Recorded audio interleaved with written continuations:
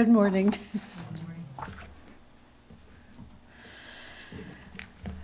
This morning I'm talking about something that's very interesting. It's called discrimination.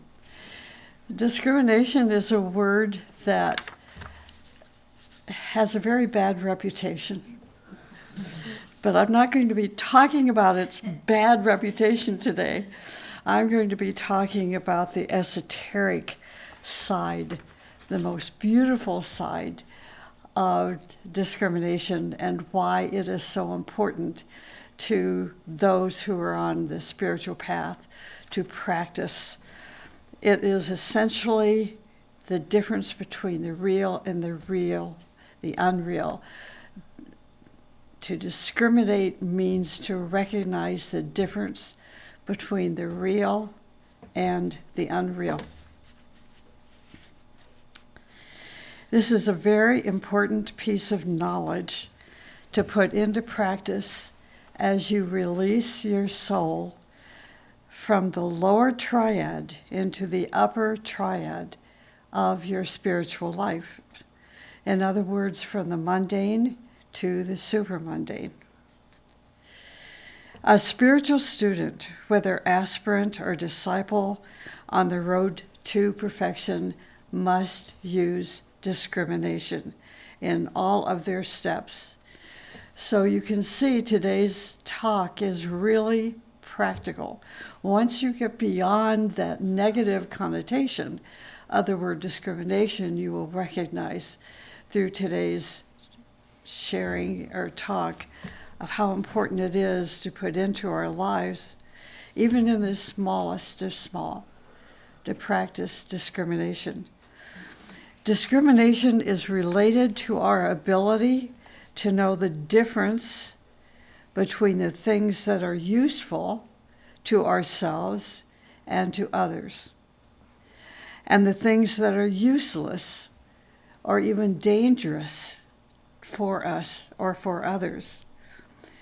What is right and what is wrong in a different or difficult situation. What is right or what is wrong.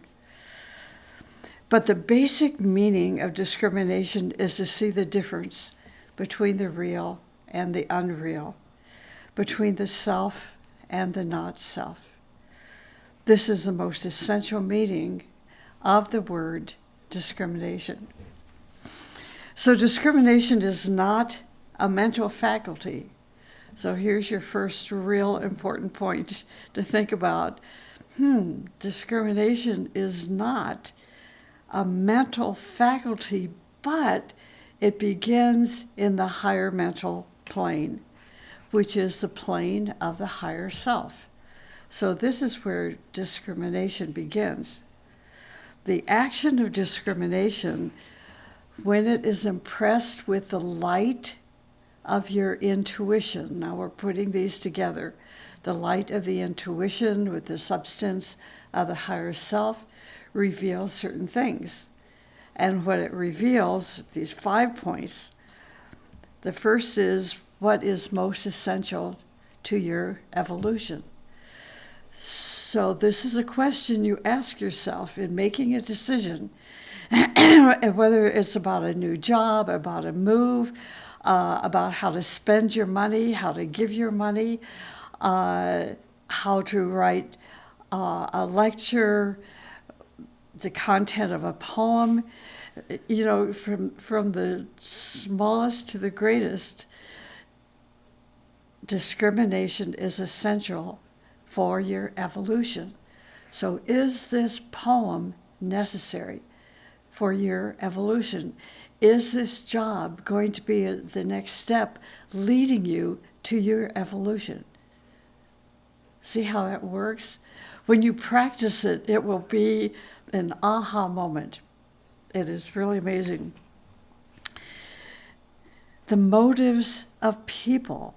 When your discrimination functions with the higher self and through the light of intuition, you begin to see the motives of people, the real value of objects and events, even the needs of others.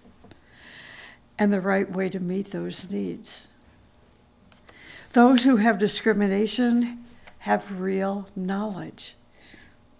Knowledge which is not based, listen to this, is very similar. This concept I'm going to share in a moment is very similar to what Richard was reading today from the text on Buddhism. It's very interesting that knowledge is not based on logic or events. People use their intellect to try to understand the logic of events. But when you're using the light of intuition alongside with your higher self, now what happens is that you are using discrimination in a pure sense. In a pure sense. A sense which makes the disciple know the difference between a pure note and discord, or the real versus the unreal. The sense of discrimination begins, like I said, on the higher mental plane and expands into the plane of intuition. It's when you use your intellect, depending on the level of your intellect. Let's say that you have an education of a fourth grader, then your intellect will use that fourth grade level to determine through discrimination whether it is right for him or wrong for him, right for her, wrong for her. What? Evolution. I hope I'm being clear with what I'm saying because it's so simple, and yet to practice it requires concentration and understanding that discrimination does not express itself from the intellect but from the higher self and the light of intuition. The more the person grows in intuition, the sooner the lower triad of their life, the lower plane realities and uncertainties of life begin to disappear. And the striving one realizes that the objects of the lower plane of consciousness are illusionary. This is the ascent that helps the spiritual student in building continuity of consciousness. It is a razor's edged path. So keep that in your mind as you're thinking about the practice of discrimination. It requires walking the razor edged path. Life after life, the disciple grows and sees what is real and what is unreal. A path that always leads to certainty. Discrimination leads the disciple, in other words, to the reality of their divinity. Plane after plane, sphere after sphere, until they become adults in the temple of the self, the divine self. The one who strives upon the road to perfection has to use discrimination in all of their steps. In the ashrams, the most important quality that they emphasize is discrimination. It does not have the same meaning as it does in the United States, particularly in the US. In the ashrams, it means the ability to see the reality and the unreality and to choose between them. You can discriminate which is false and which is real. If your consciousness is focused in the lower triad, in the personality bodies, what we call the lower triad, your physical, emotional, lower mental bodies, then this is going to be real for you. And all the higher levels are not real. Think about this. Then your reality, if you functioned in that lower triad, that's your reality. And there's no substance, no intuition, no beauty of the higher spheres, of the supramundane world, of the hierarchy, of the masters, of even the David kingdom, because you're so cemented in that lower triad. That's your reality. For example, if you're living in the physical plane, that is the reality for you, and other things do not exist for you. All physical things are completely real. You're from Missouri. That's an inside joke. Seeing is believing. But once your consciousness starts to function on the emotional level, then the physical will be an unreality for you. So we're talking about the astral plane, the emotional astral plane. When the astral plane becomes a reality for you, now the reality of the physical begins to diminish and further diminish and further diminish. When you go to the mental level, then that will be your reality. Your thoughts are real and objective, and anything below is unreal, shadowy, passing. This is why our teachers teach us every minute to discriminate. When we hear people say these days about certain politicians in the government, certainly in our government, the U.S., we say, how can they think that way? Why are they not discriminating? Why can they not see the difference between truth and false? See? Because the higher is not their reality. Truth is not their reality. False is based on their education, how they have been trained to think. It's very interesting to think about. When we learn about discrimination, it will be very easy to see whether a leader is false or real. So the first thing for the disciple to learn is to discriminate between the real and the unreal.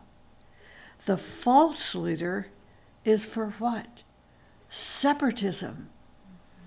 My way, my politics, my this, my that is the only way.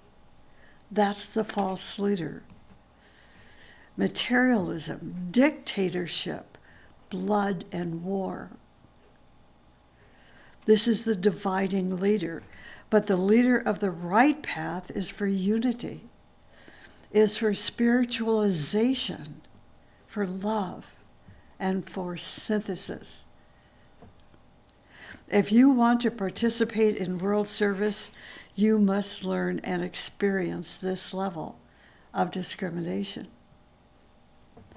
Shankaracharya, an 8th century Indian Vedic scholar and teacher, was a great illumined leader.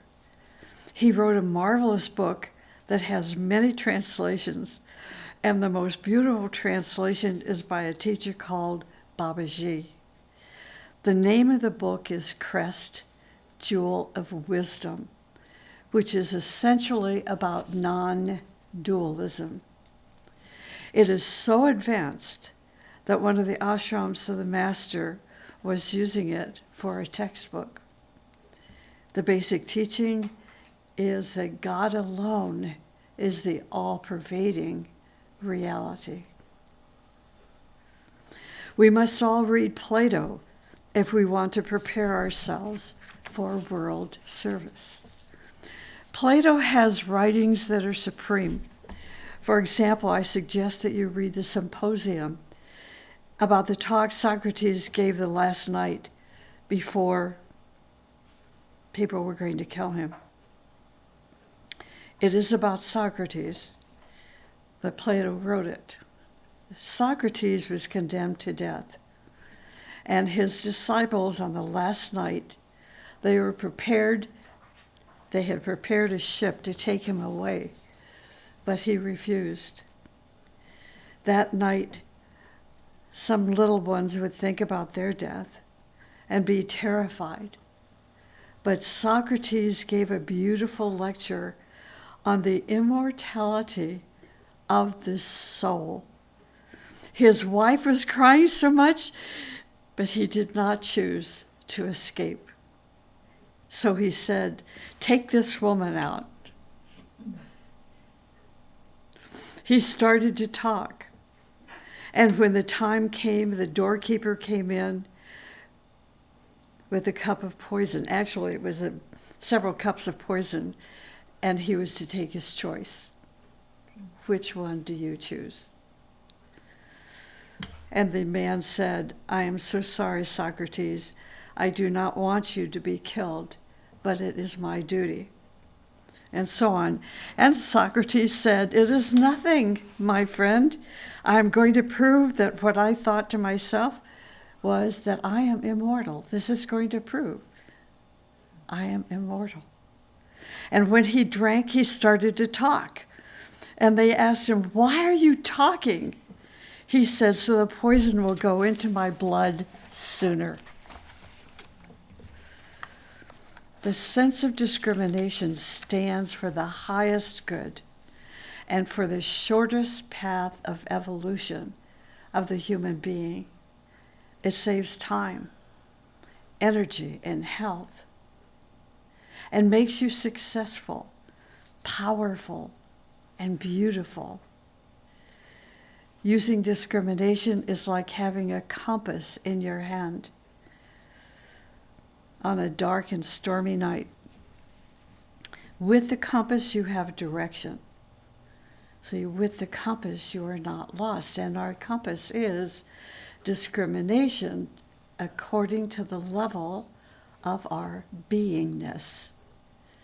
So true discrimination begins, like I said, on the higher mental plane with the use of the higher self mixed with what? Exactly, the light of intuition. Truth cannot come to us if we are not ready. It cannot appear to us if we are not ready. Faith without experience is a little vague. Religion is faith, but esotericism is experience. You must experience these things. The purpose of discrimination is to work on building a better future, step by step, layer by layer. So as your inner and outer guidance becomes clearer and clearer, it opens your mind to what? To higher values. And it then proceeds to create an even deeper and greater sense of life direction. Discrimination belongs to the mind and the five senses. Intuition is where all contacts are revealed and chosen. This is why they must work together. And when I'm talking about the five senses that belong to the mind, I'm talking about the psychic senses, the senses that develop as our consciousness unfolds and functions on higher and higher planes of beingness. Before intuition functions through your consciousness, and if you are in contact with your soul, you will use the measure of the soul for discrimination. If not, you will depend on the resources of your experience. Discrimination is a method of choosing what is fitting for, let's say, a goal. All existence provides elements that we can choose from to increase our success. These elements are not objects only, not sound, color, taste, or form only, but also feelings and emotions, thoughts, ideas, impressions, especially impressions and inspiration, and so on. Discrimination is not a sense of obtaining what you want, but a sense of that which is right. Discrimination has a subjective measure. It is this measure that controls our level of discrimination according to the degree of our contact with this measure. I know this is a lot of words, but I've got an itch. Think about it. think about it. We're talking subjective measure. So first we have to remind ourselves that we are now putting into practice the subjective influence of discrimination. Not logic, not reasoning, intuition, spirituality. Spirituality is not religion. And yet people keep trying to make spirituality a religion. They try to make the wisdom teaching a religion. They try to impose Agni Yoga into their religious dogma and doctrine.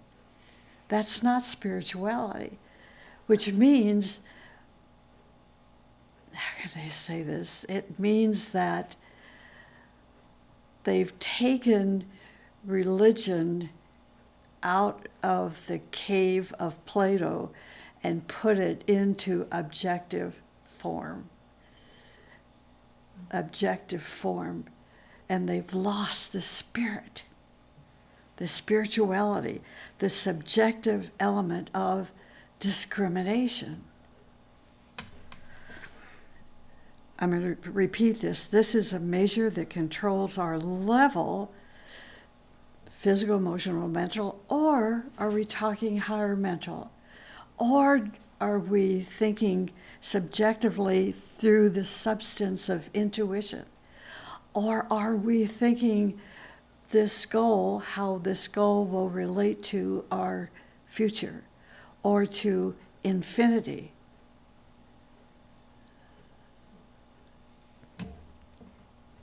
According to the degree of our contact with this measure, this is the easiest way I can describe it for you.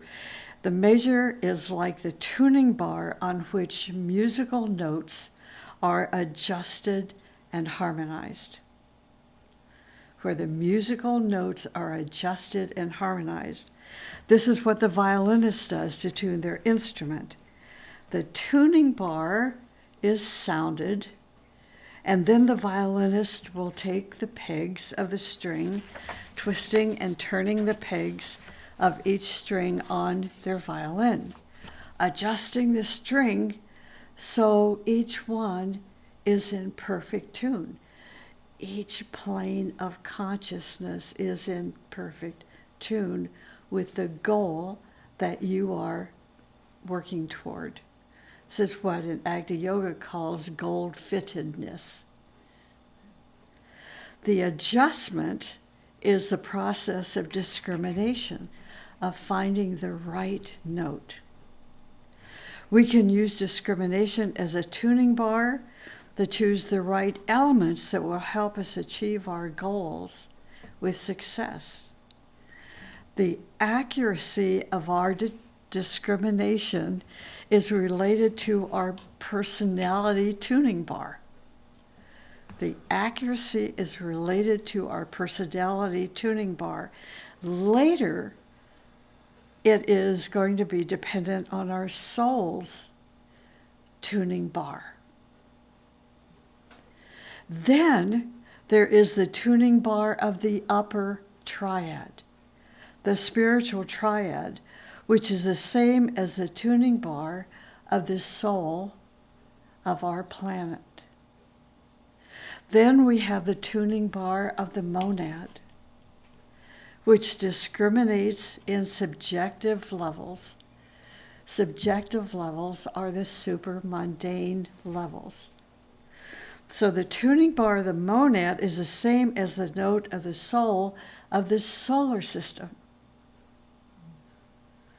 If I had a diagram, I could show you the parallel.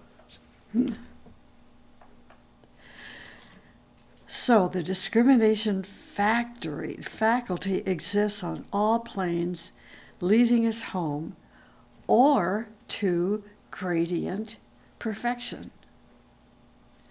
It leads us from the unreal to the real. On all these levels and planes, the notes are the same, except there is a difference between the octaves and the tonality. From lower to higher to higher to higher.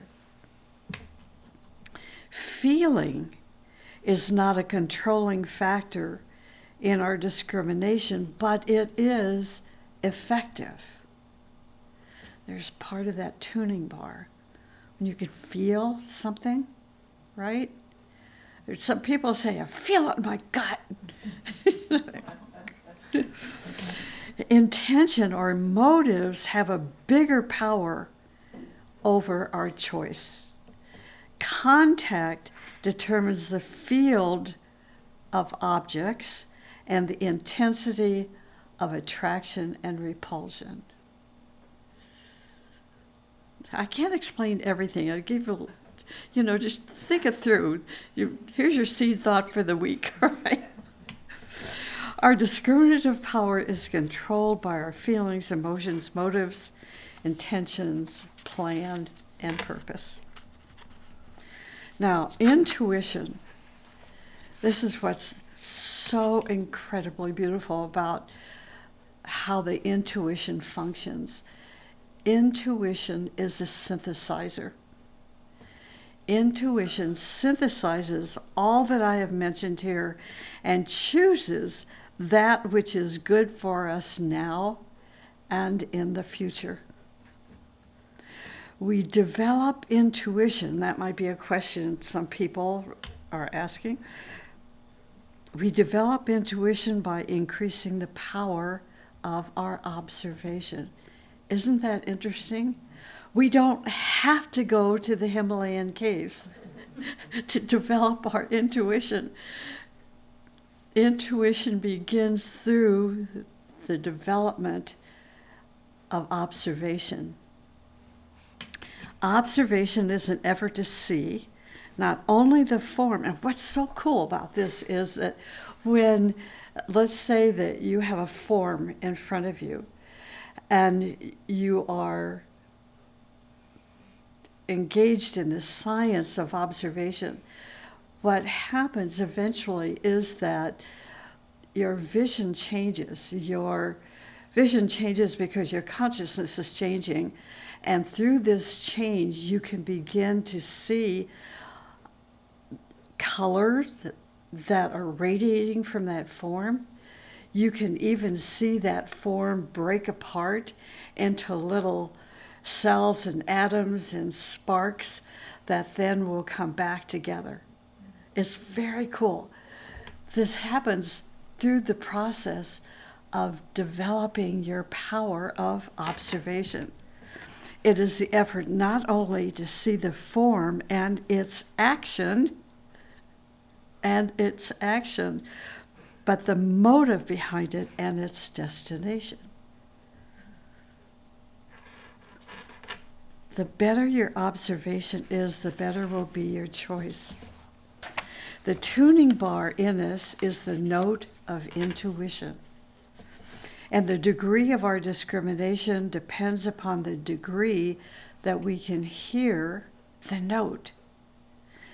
As our intuition is developed, now reality becomes the ruler of our life.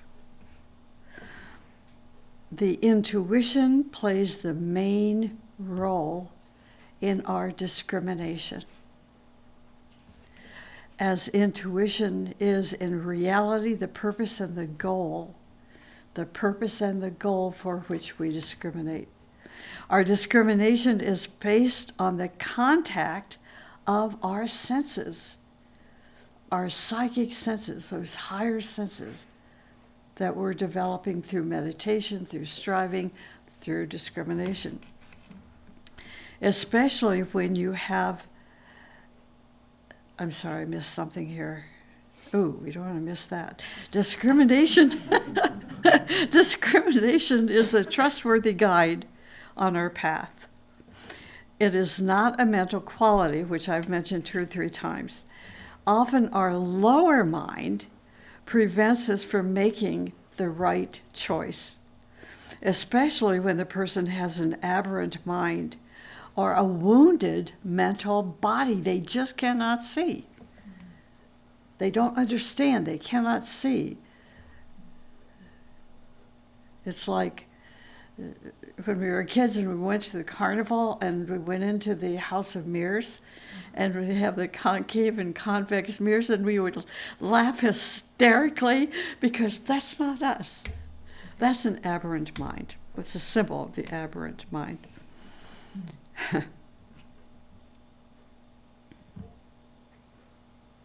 For some people, the mind is all that exists. For those who really know what the mind is, they think that the mind is a device, but it can also turn into a trap in which they can lock themselves up for ages. Unfortunately, meditation for some people has become a mental exercise, a mental gymnastic that has no beginning and no end. If meditation cannot surpass the intellect, it turns into a trap, and it runs the person in circles, of course, creating its own realities and dreams. Real meditation is a progressive awareness of higher and higher possibilities and realities. So real meditation is an opportunity for experience, real meditation. Buddhism, in some cases, or in, if you'll dare let me say this, in most cases is stuck with intellect and reason and logic. Christianity, in most cases, uses aspiration, faith, and worship. Both are useful if the user is enlightened or one who functions in the intuitional plane. See, for them, then there's no dogma. They see the cause. They see the origin of Christianity. They see the origin of Buddhism. Why? Because they're functioning in the plane of causes, intuition. The goal of discrimination is to lead the human soul toward continuous transmutation. So I'm going to wrap up with this. Each step of discrimination brings us closer to our true self, to true reality, to truth through purified and organized vehicles. In transmutation, the forces of the lower triad are changed into the energy of the human soul. I'm going to say this again. In transmutation, the forces, the key word, I've underlined it to emphasize it, the forces of the physical, emotional, and lower mental vehicles are transmuted or changed into the energy of the human soul. The person no longer works with these forces, but works with the energy of the human soul. No longer working with the forces, but works with the energies of the human soul. That's what transmutation does. In transformation, this is a change not only with the physical, but also the astral and mental vehicles. For example, our typewriter is now transformed into a computer, thank God. Right? The next step in the natural process, of course, would be called transfiguration. But in reality, illumination or enlightenment would be more correct. This is the release of the light. Transfiguration is the release of the light within each cell and atom of your vehicles, and its fusion with the light of the soul, the capital S soul. In this fusion, your previous self is now transcended, and a new you makes its formation. And that's discrimination. Who knew? Very powerful. Yeah, so with this being the first week of the new spiritual year, let us take our understanding now of discrimination and use it wisely.